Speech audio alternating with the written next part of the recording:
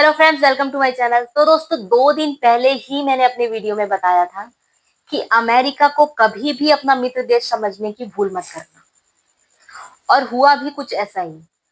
तो हाल ही में एक खबर आई है कि आईएमएफ ने 9 मई 2025 को पाकिस्तान के लिए $2.1 बिलियन का लोन अप्रूव कर दिया है, जिसमें से $1 बिलियन पाकिस्तान को ट्रांसफर भी कर दिया गया है।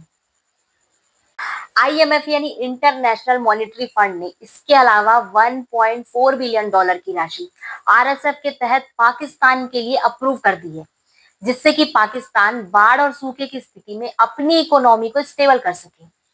और हम सबको पता है कि पाकिस्तान इस पैसे को अपने देश के लोगों की भलाई पर खर्च करने वाला नहीं है, बल्कि पाकिस्तान इन पैसों से और हथियार खरीदने वाला है। और इस बार तो चाइना से बिल्कुल भी नहीं खरीदेगा, क्योंकि चाइना डिफेंस सिस्टम का हाल तो हम देख ही रहे हैं। पाकिस्तान भारत की एक भी मिसाइल और ड्रोन को इंटरप्ट नहीं कर पाया है। जहां तक है, अब पाकिस्तान अमेरिका से डिफेंस सिस्टम और मिसाइल खरीदेगा, जिससे अमेरिका को बहुत ज्यादा प्रॉफिट होने वाला है। और जहां तक लोन का सवाल है, तो वह अमेरिका की रजामंदी के बिना मिल ही नहीं सकता था। ऐसा इसलिए है क्योंकि आईएमएफ में लोन अप्रूव करने के लिए वोटिंग होती है, और जिस देश की जितनी बड़ी इकोनॉमी है, उसका वोटिंग परसेंटेज उतना ही बड़ा होता है। और हम सब जानते हैं कि अमेरिका वर्ल्ड में सबसे बड़ी इकोनॉमी है। अमेरिका का वोटिंग परसेंटेज लगभग 17.5 है। इसके अलावा यूरोपियन कंट्री का भी 50% वोटिंग परसेंटेज है। यूएसए और यूरोपियन कंट्री ने मिलकर पाकिस्तान को लोन अप्रूव कर दिया है।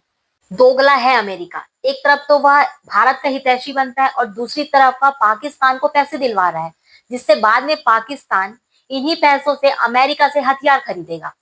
तो दोस्तों, याद रखना, अमेरिका कभी भी किसी का दोस्त नहीं हो सकता। वह सिर्फ अपने इंटरेस्ट के लिए ही काम करता है, और अपने इंटरेस्ट को पूरा करने के लिए अमेरिका किसी भी हद तक जा सकता है।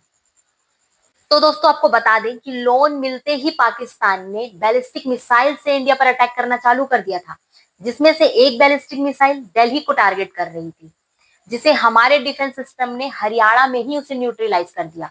और इसके जवाब में भारत ने पाकिस्तान के 6 एयरबेसेस तबाह कर दिए। इसके अलावा कांग्रेस के लोग बोल रहे हैं कि क्यों भारत ने लोन के अगेंस्ट में वोटिंग नहीं की। तो देखिए, ऐसा होता है कि आईएमएफ में सिर्फ 2 ऑप्शन होते हैं, या तो यस बोलना होता है या वोटिंग से हटना होता है। तो भारत ने वही किया जो वह कर सकता था।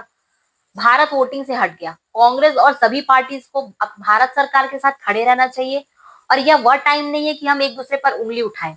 सबको एकजुट होकर खड़े रहना चाहिए, और किसी भी तरह के फेक प्रोपोगंडा से बचना चाहिए।